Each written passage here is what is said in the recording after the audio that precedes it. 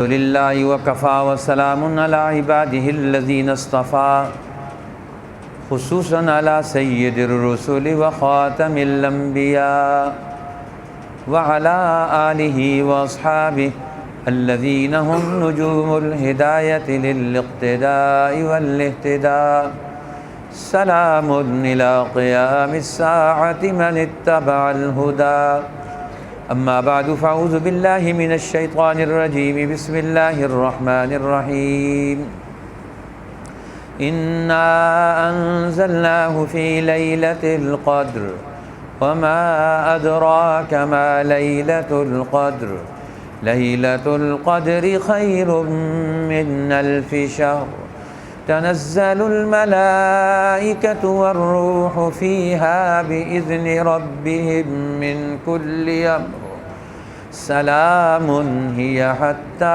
مطلع الفجر وقال النبی الکریم صلی اللہ علیہ وسلم من قام رمضان ایمانا واحتسابا غفر له ما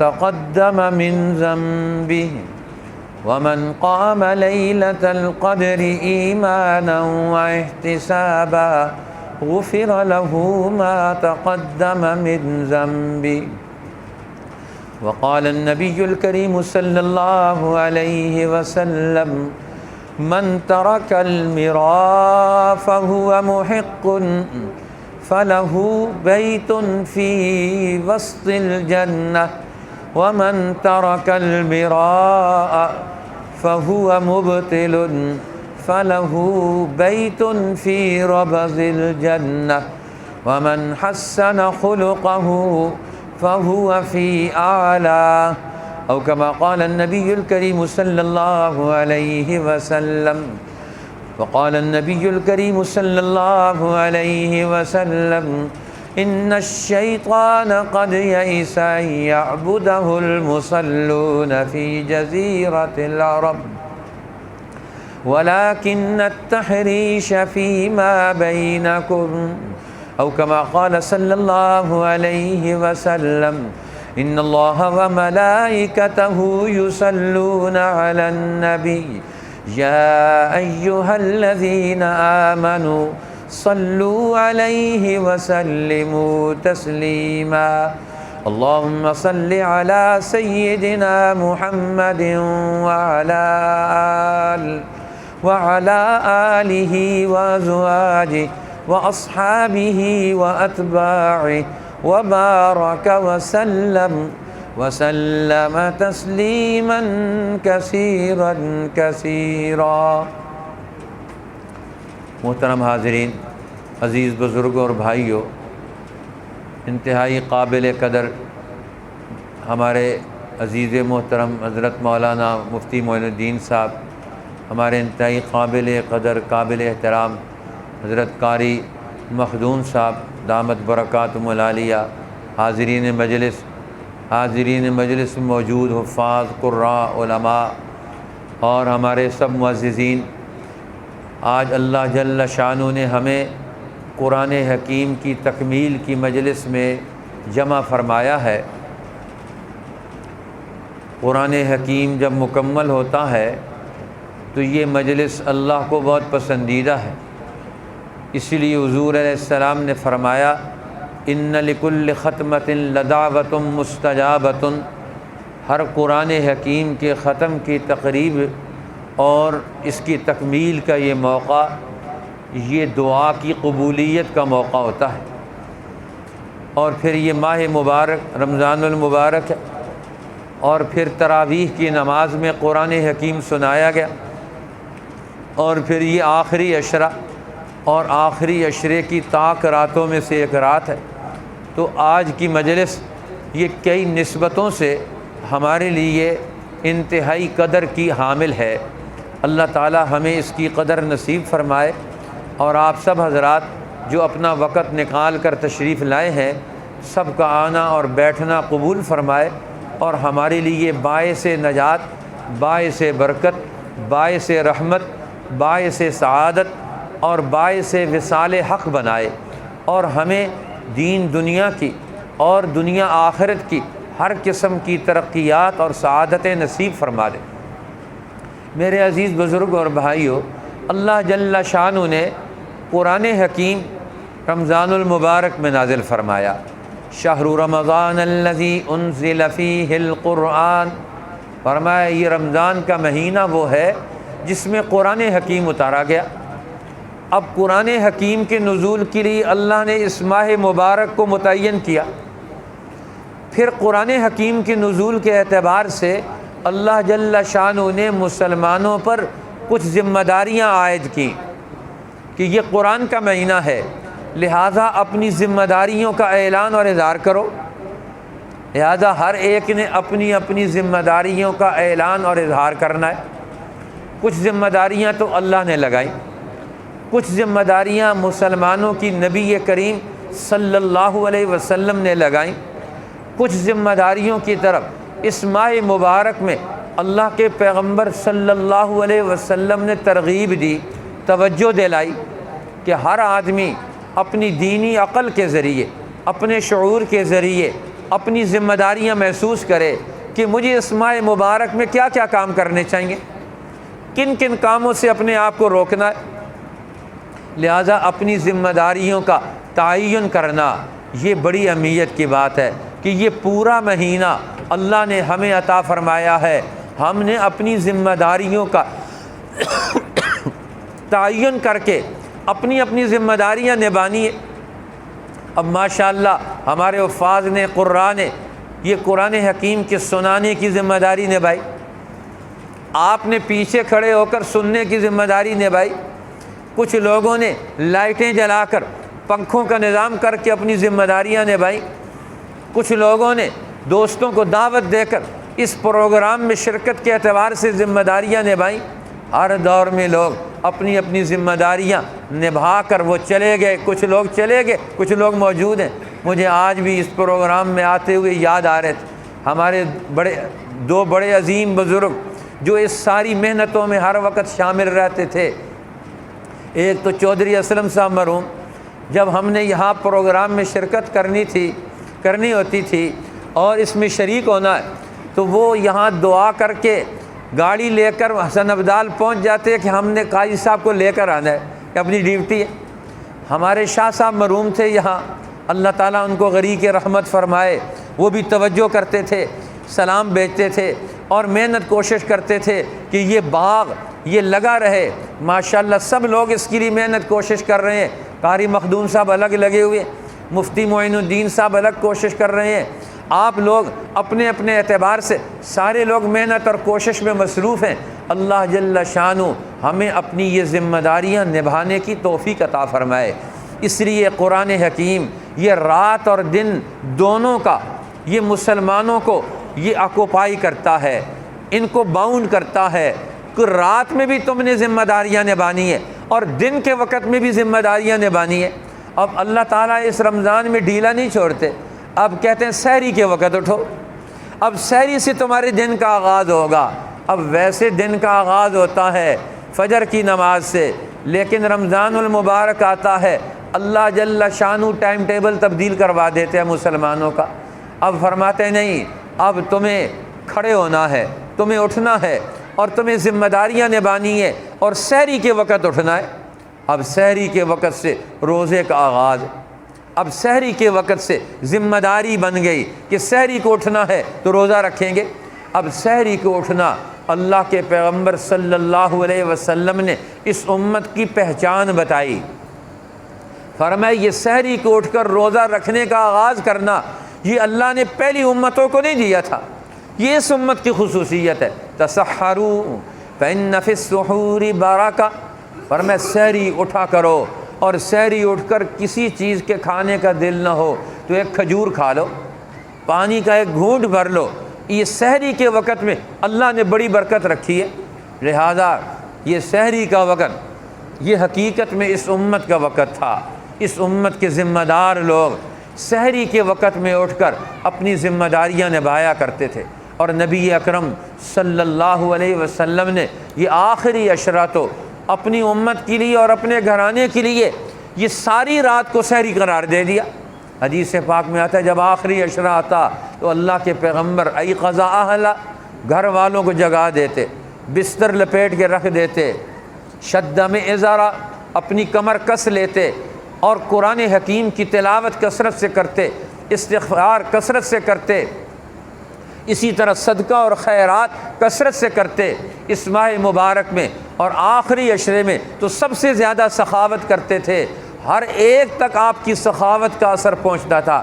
حدیث پاک میں آتا ہے اللہ کے پیغمبر کی سخاوت ایسی ہوتی تھی کالریح المرسلۃ، جس طرح ایک بھیجی ہوئی ہوا ہے، اب ہوا ہر جگہ پہنچتی ہے، تو اللہ کے پیغمبر صلی اللہ علیہ وسلم کی سخاوت کے اثرات اور اس کی تاثیر معاشرے کے ہر فرد تک پہنچتی تھی کہ ہر فرد کس چیز کی ضرورت رکھتا ہے اور اس کی ضرورت کیسے پوری کی جا سکتی ہے۔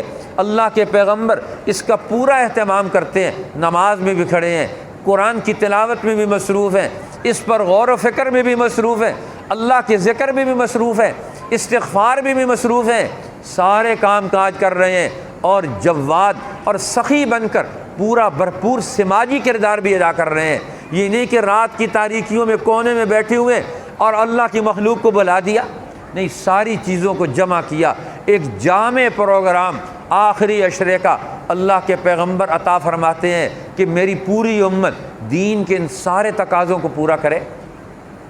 لہذا قرآن حکیم یہ آخری عشرے میں ہمیں اپنی ذمہ داریوں کا اگلا دور بھی یاد دلاتا ہے۔ یہ جو سورت کریمہ پڑھی ہے سورۃ القدر، جس میں مسلمانوں کو توجہ دلائی گئی، انا انزلناہ فی لیلۃ القدر، بے شک ہم نے اس قرآن کو قدر کی رات میں اتارا، اور قدر کی رات کیا ہے؟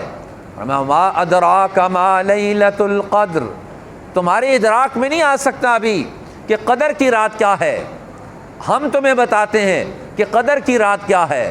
لیلۃ القدر خیر من الف شہر، فرمایا قدر کی رات وہ ہے جو 1000 مہینوں سے بہتر ہے۔ اب یہ قدر کی کون سی رات تھی؟ وہ پہلی رات جس میں قرآن حکیم کا نزول ہوا، اور وہ رات جس میں اللہ جل شانہ نے کلام پاک کی ترتیب کو مکمل کر کے پورا کلام مرتب کر کے انسانی زندگی کے سارے تقاضے، قیامت تک کے آنے والی انسانی زندگی کے مسائل کیا ہوں گے، ان کے تقاضے کیا ہوں گے، ان کی ضروریات کیا ہوں گی، ان کی مجبوریاں کیا ہوں گی، ان کی پریشانیاں کیا آئیں گی، ان پریشانیوں کے حل کا ان کے پروگرام اور ہر پریشانی سے نکلنے کا راستہ ان کے پاس کیا ہوگا۔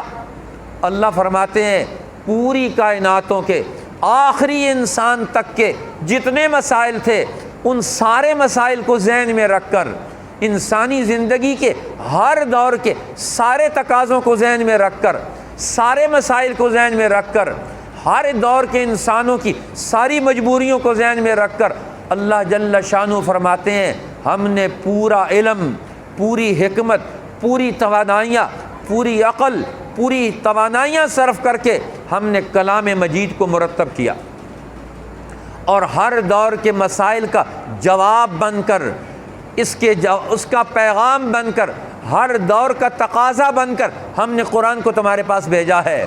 اس لیے فرمایا کتاب احکمت آیاتہ، یہ قرآن وہ کتاب ہے جس کی آیات کو محکم اور مضبوط بنا کر ہر دور کے انسانوں کے لیے ان کے مسائل کا حل بنا کر ہم نے اس کو بھیج دیا ہے۔ لہذا یہ قدر کی رات ہے، اور قدر کسے کہتے ہیں؟ اندازہ کرنا، منصوبہ بندی کرنا، مینجمنٹ کرنا، اپنی پلاننگ کرنا کہ ہم نے 10 سال میں کیا کرنا ہے، ہم نے 50 سال میں کیا کرنا ہے، ہم نے 100 سال میں کیا کرنا ہے۔ اللہ تعالیٰ فرماتے ہیں کلام مجید کا پہلا منصوبہ ہم نے جو بنایا، یہ پہلا منصوبہ قرآن حکیم کا جو ہم نے ترتیب دیا، یہ کائنات گیر نظام میں پہلا دور 100 سال کا ہم نے خود مرتب کر کے دیا کہ 100 سال تک قرآن حکیم کی تاثیر دنیا میں کیا مرتب ہوگی، اس کی پوری پلاننگ ہم نے اپنے نبی کو سمجھا دی، قرآن حکیم کی آیات میں محفوظ کر دی کہ اب آپ نے دنیا کو کیسے لے کر چلنا ہے، کائنات کو کیسے لے کر چلنا ہے، قوموں کو کیسے لے کر چلنا ہے، جماعتوں کو کیسے لے کر چلنا ہے، مردوں کو کیسے لے کر چلنا ہے، عورتوں کو کیسے لے کر چلنا ہے، قوم کے رہنماؤں کو کیسے لے کر چلنا ہے، آپ نے ان کو کیا پیغام دینا ہے۔ اب اللہ کے پیغمبر کو قرآن حکیم بتاتا ہے کہ یہ لیلۃ القدر خیر من الف شہر، یہ 1000 مہینے سے بہتر ہے، اور 1000 مہینہ 80 سال بنتے ہیں۔ حقیقت میں تو یہ 100 سال کا منصوبہ ہے۔ قرآن حکیم یہ 10 مہینے یہ محنت اور مزدوری کے رکھتا ہے کہ تم نے محنت اور مزدوری کرنی ہے، عمل کرنا ہے، اور 2 مہینے چھٹی کے ہیں اور وہ تربیت کے ہیں، رمضان المبارک اور حج کے مہینے، یہ مسلمانوں کی اجتماعی تربیت کے مہینے۔ یہ ذمہ داریوں کا اگلا دور کیسے آئے گا، اسی لیے قرآن حکیم کو رمضان المبارک میں ہر مسلمان کو قرآن پڑھایا جاتا ہے، ہر مسلمان کو قرآن سنوایا جاتا ہے، ہر دل میں قرآن حکیم کا پیغام منتقل کیا جاتا ہے، ہر آدمی کا کان اس سے آشنا ہو جائے، اس کے ساتھ وہ انس پیدا کر لے، اس کے ساتھ ربط پیدا کر لے، تعلق پیدا کر لے۔ اب یہ تعلق ہر ایک کا اپنے اپنے دائرہ، اپنے اپنے عقل کے اعتبار سے ہے، کس کا قرآن حکیم سے کیا تعلق ہے، کتنا فہم پیدا ہوا، کتنی سمجھ پیدا ہوئی، اور اس پر عمل کا اس نے کیا منصوبہ بنایا، اس کے لیے کیا پیغام تیار کیا۔ حضرت عمر بن الخطاب رضی اللہ تعالیٰ عنہ نے اپنے دور خلافت میں رسول اللہ کے زمانے سے جو آپ کو نمونہ اور اسوہ ملا، اس کو انہوں نے قانون بنا کر پوری قلمرو اور پوری خلافت میں اس کو قانون بنا کر نافذ کر دیا۔ اب تراویح کی نماز پوری امت کے اندر، اس کے لیے قراء، حفاظ، علماء، صحابہ اکرام، تابعین اور اس دور کے لوگوں کو تیار کر کے ہر گلی میں، ہر محلے میں، ہر مسجد میں وہاں کے لوگوں کو جمع کر کے قرآن حکیم کے ساتھ جوڑ دیا، تاکہ قرآن کا علم فرسٹ ہینڈ نالج کے طور پر ہر مسلمان کے پاس موجود ہو، ہر مسلمان کے پاس محفوظ ہو، ہر مسلمان اس سے آشنا ہو۔ اب حضرت عمر رضی اللہ تعالیٰ عنہ نے حضرت تمیم داری رضی اللہ تعالیٰ عنہ ان کو عورتوں کا امام مقرر کیا کہ عورتوں کو بھی ایک محلے میں جمع کیا جائے، اور وہ بھی تراویح کی نماز میں قرآن حکیم براہ راست جس صحابی رسول نے رسول اللہ سے قرآن سنا ہے ان کو متعین کیا کہ یہ قرآن حکیم ان کو پڑھ کے سنائے، ان کے تلفظ بھی درست ہوں، ان کے الفاظ بھی درست ہوں، اس کا معنی مطلب بھی وہ سیکھ جائیں۔ اب جماعت میں کھڑے ہو کر قرآن حکیم کو منظم انداز سے پوری سوسائٹی کا حصہ بنا دیا، پلاننگ کر کے حصہ بنا دیا، اور قاریوں کو باقاعدہ حفاظ کو ٹریننگ دی جاتی تھی کہ تم نے کتنا حصہ پڑھنا ہے۔ کسی نے 20 آیات پڑھنی ہے ایک رکعت میں، کسی نے 30 آیات پڑھنی ہے، کسی نے 40 آیات پڑھنی ہے، کسی نے 60 آیات پڑھنی ہے، اور ان کی بھی حیثیتوں کا تعین کر کے ان کو بلا کر فرمایا کہ تم نے اس انداز سے قرآن حکیم پڑھنا ہے تاکہ ہر طبقہ امت کا قرآن حکیم سے فیض اٹھائے، اس کے ساتھ جڑ جائے۔ تو رمضان المبارک یہ قرآن حکیم کا مہینہ ہے کہ قرآن حکیم سے ہمارا تعلق پیدا ہو، پورا گہرا غور و فکر کر کے اپنی زندگی کے ساتھ اسے وابستہ کرنا ہے۔ لہٰذا اللہ جل شانہ نے کلام مجید کو مرتب کیا، تو لیلۃ القدر خیر من الف شہر، یہ قدر کی رات، منصوبہ بندی کی رات، میزانیہ کی رات، مینجمنٹ کی رات، فرمایا پلاننگ کی رات، جس میں اللہ تعالیٰ نے کلام مجید کو پوری انسانی زندگی کا رہنما بنا کر مرتب کر کے دنیا میں بھیجا ہے کہ اب یہ دنیا میں رہنمائی کرے گا، یہ دنیا کی قوموں کو ان کی مشکلات سے نکالے گا، ہر ایک قوم کے اندر منصوبہ بندی کرنے کا علم اور شعور منتقل کرے گا۔ لہذا قرآن حکیم یہ پیغام لے کر دنیا میں آیا، اور اللہ کے پیغمبر صلی اللہ علیہ وسلم نے کلام مجید کی انہی نوعیتوں کو مد نظر رکھ کر اپنی پوری زندگی مرتب کی۔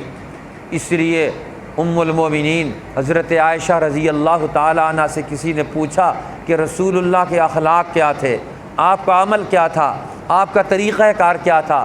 فرمایا کان خلقہ القرآن، پیغمبر کی زندگی کو قرآن سے جوڑ کے پڑھو، جو کچھ قرآن میں علم کی شکل میں ہے وہی پیغمبر کی زندگی میں عمل اور سیرت کی شکل میں ہے۔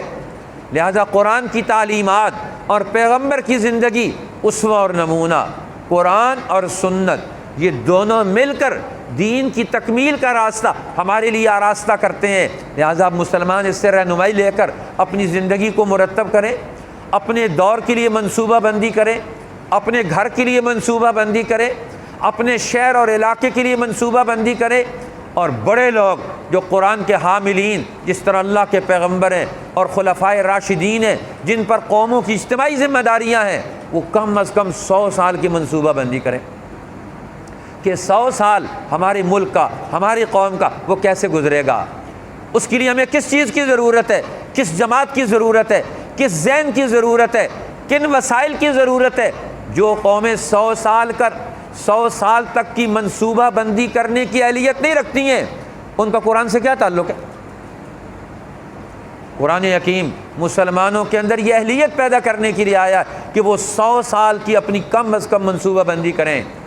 اب 100 سال کی منصوبہ بندی کرنے کی اہلیت مسلمانوں میں علمی طور پر پیدا ہو، معاشرتی زندگی کو کیسے استوار کرنا ہے، قرآن حکیم اس کے بارے میں کیا رہنمائی دیتا ہے، اس کو کیسے اس زندگی کے اصول کو معاشرتی زندگی میں کیسے لے کر آئیں گے، بازار میں کیسے لے کر آئیں گے، عدالت میں کیسے لے کر آئیں گے، تعلیمی نظام میں کیسے لے کر آئیں گے۔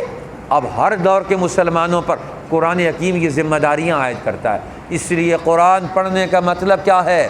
اپنی ذمہ داریوں کی کتاب کھولو، یہ آپ کو اپنی ذمہ داریاں بتائیں گی۔ لقد انزلنا الیکم کتابا فیہ ذکرکم، اللہ فرماتے ہیں ہم نے تمہارے لیے کتاب اتاری ہے، اس میں تمہارا ذکر ہے۔ ہر آدمی قرآن کھول کر پڑھے کہ قرآن میں میرا ذکر ہے۔ اب قرآن کس چیز کا ذکر کرتا ہے؟ حیثیتوں کا تعین کرتا ہے۔ ہر آدمی معاشرے میں اپنی کون سی ذمہ داری ادا کر رہا ہے؟ ایک باپ کی حیثیت سے اس کی کیا ذمہ داری ہے، ایک استاذ کی حیثیت سے کیا ذمہ داری ہے، ایک مصلی میں کھڑا ہونے والا امام ہے تو امام کے لیے قرآن کیا ذمہ داری بیان کرتا ہے، پیچھے کھڑے ہونے والا صف میں مقتدی ہے، قرآن اس کی کیا ذمہ داری بیان کرتا ہے، ایک معاشرے میں حاکم وقت ہے، قرآن اس کی کیا ذمہ داری سمجھاتا ہے، ایک رعایا ہے، قرآن رعایا کی کیا ذمہ داریاں بتاتا ہے۔ فرمایا فیہ ذکرکم، قرآن میں تمہارا ذکر ہے۔ ہر ایک آدمی دیکھے میرا ذکر کہاں ہے۔ ایک آدمی تجارت کرتا ہے تو تاجر کے لیے قرآن کا کیا ذکر ہے؟ وہ اپنا ذکر پڑھے کہ قرآن نے میرا ذکر کیا کیا ہے، مجھے کیا ذمہ داریاں بتائی ہیں۔ اس لیے کبھی انفرادی طور پر پڑھے، اور کبھی قرآن کا تقاضا یہ ہے کہ معاشرے میں لوگ مل جل کر اور بیٹھ کر قرآن حکیم کے درس کا حلقہ لگا کر پھر قرآن حکیم پڑھیں۔ تو قرآن حکیم کیا کرتا ہے؟ یہ ذہنوں کو قریب کرتا ہے۔ جیسے جیسے قرآن حکیم کا مطالعہ کریں گے ان کے ذہنوں کے اندر سے خرابیاں نکل جائیں گی، فساد نکل جائے گا، ذہنی بیماریاں نکل جائیں گی۔ اب ان کے ذہنوں میں عقیدہ توحید آئے گا، ان کے ذہنوں میں انبیاء علیہ السلام کی محبت آئے گی۔ قرآن حکیم کا مطالعہ کریں گے ان کے ذہنوں میں انسانوں کی محبت پیدا ہوگی، انسانوں کی عظمت پیدا ہوگی۔ وَلَقَدْ كَرَّمْنَا بَنِي آدَمَ، اب قرآن کی آیت یہ پڑھ کر کوئی آدمی ویسے گزر سکتا ہے؟ اللہ فرماتے ہیں ہم نے آدم کی اولاد کو عزت دی۔ وَحَمَلْنَاهُمْ فِي الْبَرِّ وَالْبَحْرِ، ہم نے ان کو خشکی اور تری میں سارے وسائل پر قبضہ دے دیا۔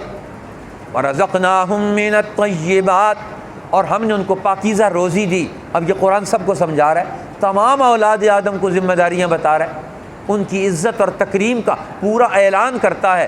ہر ایک کو عزت ملے، ہر ایک کی عزت دنیا میں کیسے قائم ہوگی، ہر ایک کی عزت کی حفاظت کیسے ہوگی، ہر ایک کی عزت اور احترام کو کیسے قائم کیا جائے گا، یہ قرآن ہمیں سمجھاتا ہے کہ آدم کی اولاد کی تکریم کیسے کرنی ہے، کیسے عزت دینی ہے۔ نبی اکرم سرور دو جہاں صلی اللہ علیہ وسلم ایک دفعہ مجلس میں تشریف فرما، مجلس بھری ہوئی ہے، جگہ موجود نہیں ہے، بیٹھنے کی کوئی جگہ نہیں، کھچا کھچ پیغمبر کی مجلس بھری ہوئی ہے، ساری جگہ فل ہے۔ اب ایک عرب قبیلے کے سردار حضور علیہ السلام کی مجلس میں آ گئے اور کھڑے ہو کر دیکھ رہے ہیں کہ اب میں کہاں بیٹھوں، جگہ تو موجود نہیں، اور اللہ کے پیغمبر ان کو دیکھ رہے ہیں، اور دیکھتے ساتھ آپ نے اپنی چادر جو آپ کے پاس موجود تھی، آپ نے اپنی چادر لپیٹی اور لپیٹ کر ان کی طرف پھینک دی۔ فرمایا یہ چادر بچھا کر نیچے اس کے اوپر بیٹھ جاؤ، آنے والوں کو اکاموڈیٹ کرنا، اپنے ساتھ لے کر آنا، ساتھ لے کر چلنا، انہیں اپنے ساتھ لے لینا، اپنے جلب میں جمع کر لینا، یہ کمال ہے۔ قرآن یہ تو کمال پیدا کرنا چاہتا ہے کہ بکھرے ہوئے لوگوں کو آپ محفوظ کر لیں، جمع کر لیں، اکٹھا کر لیں۔ اللہ کے پیغمبر، اب آپ نے چادر پھینکی، انہوں نے حضور علیہ السلام کی چادر کو آنکھوں پر لگایا، سر پر رکھا۔ حضور آپ نے مجھے جو اس مجلس میں عزت دے دی ہے، وہ عزت ہی میرے لیے کافی ہے، وہ عزت ہی میرے لیے کافی ہے۔ آپ نے ان کو ہمیشہ کے لیے اپنے مجلس کا ساتھی بنا لیا۔ آج ہم ہمیشہ کے لیے کسی کو اپنے مجلس کا ساتھی کیسے بنائیں گے؟ آنے والوں کو کیسے اکاموڈیٹ کریں گے؟ ان کے دل کیسے جیتیں گے؟ ان کے دلوں میں کیسے محبت پیدا کریں گے؟ ایک خاندان کی طرح انسانوں کو کیسے واپس ڈالیں گے؟ قرآن تو اسی لیے آیا تھا کہ ساری انسانیت کو ایک خاندان بنا دیا جائے، ان میں یہ محبت پیدا کر دی جائے، یہ ان کے اندر الفت پیدا کر دی جائے۔ قرآن تو اسی لیے آیا تھا۔ اب انسانوں کا آپس میں توڑ، انسانوں کا آپس میں نزاع، انسانوں کی آپس کی لڑائیاں، یہ قرآن ختم کرنے کے لیے آیا۔ اس لیے یہ لیلۃ القدر کی رات کا پیغام کیا ہے کہ ہم اللہ کے ساتھ جڑ جائیں، اکٹھے ہو جائیں۔ حدیث پاک میں آتا ہے نبی اکرم صلی اللہ علیہ وسلم اپنے گھر سے باہر تشریف لائے کہ میں اپنی امت کو بتاؤں کہ رمضان کے آخری عشرے میں کون سی رات قدر والی رات ہوگی۔ آپ باہر آئے تو دیکھا کہ دو مسلمان آپس میں لڑ رہے ہیں۔ اللہ کے پیغمبر نے جیسے ہی ان کو لڑتے ہوئے دیکھا، اللہ نے اپنے پیغمبر کے سینے سے وہ لیلۃ القدر کی تعیین کا علم اٹھا لیا۔ آپ نے فرمایا یہ لڑائی کی نحوست یہ نکلی کہ لیلۃ القدر کی تعیین کا علم اٹھ گیا۔ اب لڑائی معمولی چیز نہیں ہوتی، بھائی آپس میں لڑ گئے، خاندان آپس میں لڑ گیا، لوگ آپس میں لڑ گئے، آپس میں دل دور ہو گئے، نفرتیں پیدا ہو گئیں۔ یہ مسلمان کا آپس میں نفرتوں میں مبتلا ہو جانا یہ کوئی معمولی چیز تھوڑی ہے۔ اللہ کی نگاہ میں ہر ایک مسلمان کی کتنی قدر اور قیمت ہے۔ آج ہم اس کی قدر اور قیمت کو بلا کر ایک مسلمان کو اپنے سے دور کر بیٹھیں یا خود اس سے دور ہو کر چلے جائیں، اپنے درمیان دیواریں کھڑی کر دیں۔ اللہ جل جلالہ یہ قدر کی رات میں یہ ساری دیواریں ختم کرنے کے لیے جبرائیل امین کو بھیجتے ہیں، جاؤ جا کر پوری دنیا میں پھیل جاؤ قدر کی رات میں، اور ہر مسلمان سے جا کر مصافحہ کرو جو نماز میں کھڑا ہے۔ فرمایا حدیث پاک میں آتا ہے جبرائیل امین وہ اپنے لواء الاخضر سبز جھنڈے کو بیت اللہ پر گاڑ دیتے ہیں، اور جو نزول قرآن کے وقت میں جتنے فرشتے دنیا میں آئے تھے ان سارے فرشتوں کو ایک دفعہ لیلۃ القدر میں اللہ جل جلالہ دنیا میں بھیج دیتے ہیں، جاؤ جا کر آج قرآن کی قدر کرنے والے لوگوں کو جا کر مصافحہ کرو۔ فرمایا وہ کیا کرتے ہیں؟ قرآن پڑھنے والے، نماز پڑھنے والے، ذکر کرنے والے، تلاوت کرنے والے اور دین حق کی محنت میں مصروف رہنے والے، اللہ کی مخلوق کی ترقی کے لیے منصوبہ بندی کرنے والے۔ اور فرمایا ان کو تلاش کر کے فرشتے وہ کیا کرتے ہیں؟ یصافحونہم، ان سے مصافحہ کرتے ہیں، کچھ لوگوں سے معانقہ کرتے ہیں، اور کچھ لوگ وَيُؤَمِّنُونَ عَلَىٰ دُعَائِهِمْ، ان کی دعاؤں پر آمین کہتے ہیں۔ اب یہ آسمانی فرشتوں کی جماعت اور زمینی جماعت یہ ایک ہو گئی، یہ جمع کرنے کی رات ہے۔ لیلۃ القدر قرآن سے جوڑنے کی رات ہے۔ لیلۃ القدر مسلمانوں کو اور جبرائیل امین نزول قرآن کی امین قوت کو اکٹھا کرنے کی رات ہے۔ اب اس رات کی ہم نے کیا قدر کی ہے؟ قرآن حکیم کہتا ہے قدر یہ ہے کہ تم ایک تو قرآن کا علم حاصل کرو اور دوسرا مسلمان کی قدر کرو۔ ہر مسلمان کی قدر تمہارے دل میں پیدا ہو جائے، ادھر سے قرآن کی قدر پیدا ہو، اللہ اور اللہ کے رسول کی قدر پیدا ہو، عظمت پیدا ہو، اور جو قرآن پر ایمان رکھنے والی جماعت ہے، اللہ کا کلمہ پڑھنے والا ایک مسلمان ہے، اس کی قدر پیدا ہو جائے۔ آج مسلمان کے دل سے مسلمان کی قدر ہی نکل گئی۔ حدیث پاک میں آتا ہے رسول اللہ صلی اللہ علیہ وسلم کے پاس میدان جہاد سے ایک جماعت واپس آئی، انہوں نے اپنی کارگزاری سنائی کہ ایک دفعہ ہم نے حملہ کیا، اور ایک آدمی جب حملہ کیا تو اس نے اچانک کلمہ پڑھ لیا، اور ہم نے کلمہ پڑھ لیا مال بچانے کے لیے، مصنوعی طور پر کلمہ پڑھ لیا اور مال بچانے کے لیے کلمہ پڑھ لیا اور ہم نے اسے قتل کر دیا۔ تو اللہ کے پیغمبر نے جملہ سنا اور اس کے بعد اللہ کے پیغمبر کا چہرہ انور رنگ تبدیل ہو گیا، غم کے آثار ظاہر ہو گئے، اور فرمایا جب اس نے کلمہ پڑھ لیا اور تم نے اسے قتل کر دیا، اللہ شققت قلبہ، تو نے اس کے سینے کو چیر کر دیکھ لیا تھا کہ وہ کلمہ اندر سے پڑھ رہا تھا کہ باہر سے پڑھ رہا تھا۔ آج مسلمانوں کا حال یہ ہے کہ ہم کسی کا کلمہ قبول کرنے کے لیے تیار نہیں، کہتے ہیں یہ اوپر سے کلمہ پڑھ رہا ہے، اندر سے نہیں کلمہ پڑھ رہا۔ بھئی ہم نے کسی کا اندر جھانک کر دیکھ لیا ہے، اندر جھانکنے والی ذات اللہ کی ہے، علیم بذات الصدور، سینوں کے راز جاننے والا وہ تو صرف ایک ذات ہے، یوم تبلی السرائر، وہ ہر ایک کے سینے کے راز قیامت کے دن کھولے گا۔ ہمیں یہ حکم نہیں ہے ہم کسی کے سینے کا راز کھولیں، ہمیں تو ظاہر کا حکم ہے، کلمہ پڑھ لیا ہم نے قبول کرنا ہے، نماز پڑھ لی ہم اسے مسلمان سمجھیں گے۔ لیکن آج مسلمان وہ اسلام کی عظمت کو بھول گیا، کلمے کی عظمت کو بھول گیا۔ آج مسلمان کے کلمے کو قبول کرنے کے لیے تیار نہیں ہے، اس پر فتویٰ بازی کرتے ہیں، کلمے پر فتویٰ بازی ہو رہی۔ اللہ ہمیں اس سے نکالے اور امت کی وحدت کا، اتحاد کا یہ پیغام جو قرآن حکیم دینا چاہتا ہے، ہم واپس اس کو امت کو جمع کرنے والے بن جائیں، اکٹھا کرنے والے بن جائیں، دلوں کی کدورتوں کو زائل کرنے والے بن جائیں۔ اسی لیے حضور علیہ السلام نے فرمایا یہ رات اللہ کی طرف سے مغفرت اور بخشش کی رات ہے، فَيَغْفِرُ لِجَمِيعِ خَلْقِهِ، اللہ اس رات میں ساری مخلوقات کے لیے مغفرت اور بخشش کے فیصلے کرتا ہے۔ لیکن کائناتوں میں ایسے برے لوگ بھی موجود ہیں، ایسے جرائم رکھنے والے لوگ موجود ہیں، اللہ ان کو اپنی بارگاہ سے دھتکار دیتا ہے۔ وہ کون سے لوگ ہیں؟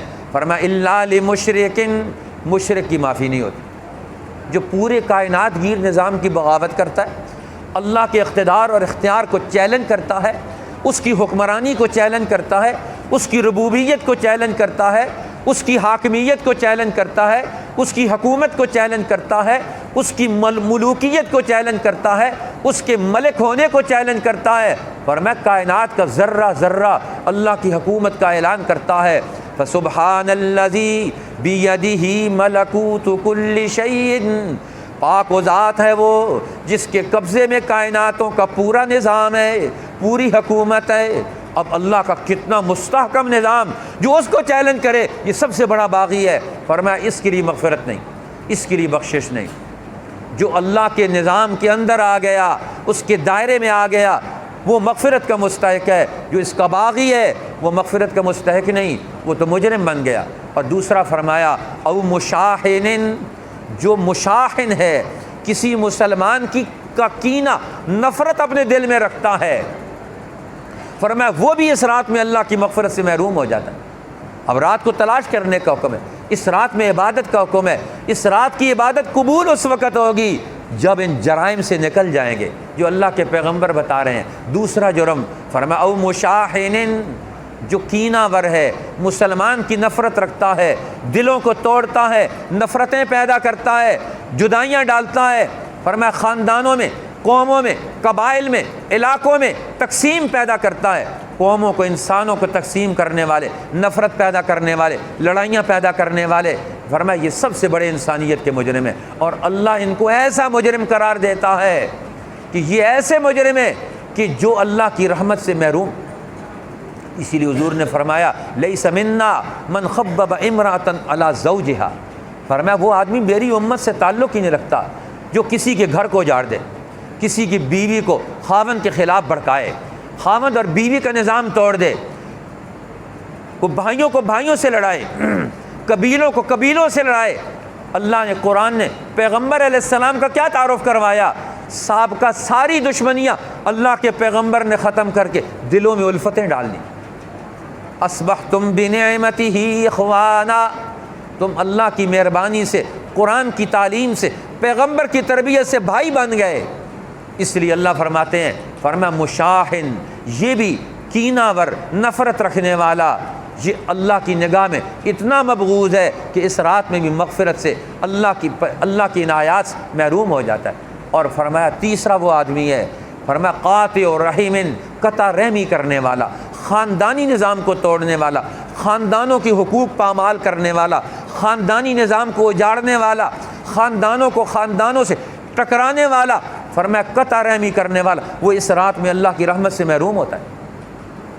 اور فرمایا خاص طور پر پھر اگلا فرمایا او عاق لوالدی، اپنی نسل اور اپنے اصل اور اپنے والدین کی نافرمانی کرنے والا، ان کے حقوق پامال کرنے والا، فرمایا یہ بھی اللہ کی رحمت سے محروم ہو جاتا ہے۔ اور فرمایا اس سے اگلا وہ آدمی محروم ہے او مدمن خمر، جو اپنی انسانیت کو برباد کرنے والا، شراب کا پکا عادی۔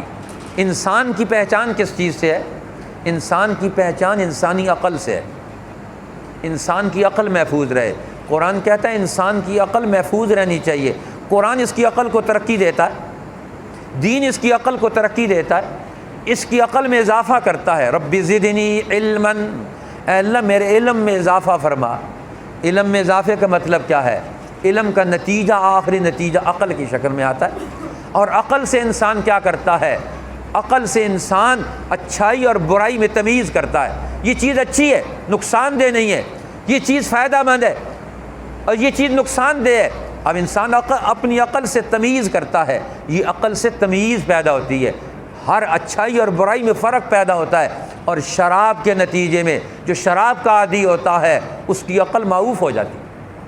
لہذا قرآن نے کہا مدمن خمر، شراب کا عادی، یہ انسانیت کے مرتبے سے گر گیا، یہ بھی اللہ کی رحمت سے محروم ہو گیا۔ اور ایک اور حدیث میں فرمایا جادو اور ٹونے پر یقین رکھنے والا، جادو کو یقینی سمجھنے والا، جادوگری میں مصروف رہنے والا اور اس کے ساتھ تعلق رکھنے والا، یہ بھی اللہ کی رحمت میں اس رات سے محروم ہو جاتا ہے۔ بھئی قرآن تمہارے پاس آ گیا، علم ہدایت تمہارے پاس آ گیا، اب جادو ٹوڑوں میں تم کہاں چلے گئے؟ توہم پرستی میں کہاں مبتلا ہو گئے؟ تمہارا علم، تمہارا عمل، تمہاری عقل اب اللہ کے قرآن اور علم کے ساتھ، یہ یقینی علم ہے، کائناتوں پر اثر رکھنے والا علم ہے، تم اسی سے ساری زندگی اپنی ترتیب کیوں نہیں دیتے ہو؟ اپنی زندگی کا ایک خانہ اور ایک شاخ کسی اور علم کے تابع کرنا چاہتے ہو؟ اس لیے جادوگروں کو اور ان کے ساتھ جانے والوں کو اور ان پر یقین رکھنے والوں کو اللہ فرماتے ہیں اس رات میں ہم نے اپنی رحمت سے محروم کر دیا۔ اور اگلا فرمایا وہ لوگ جو عوام پر ناجائز ٹیکس لگا کر ظالم ٹیکس جمع کرتے ہیں اور انسانوں کے لیے مصیبت بناتے ہیں، اور جو ان کے ظالمانہ ٹیکسوں میں ان کا تعاون کرنے والا آدمی ہے الریف، فرمایا جو ظالمانہ بادشاہوں کے ظالمانہ ٹیکسوں میں تعاون کرتا ہے، ٹیکس جمع کروانے میں ان کے ساتھ چلتا ہے، ان کی دلائل دیتا ہے اور ان کو محفوظ بناتا ہے، فرمایا یہ ظالم بھی اللہ کی رحمت میں اس رات سے محروم ہو جاتا ہے۔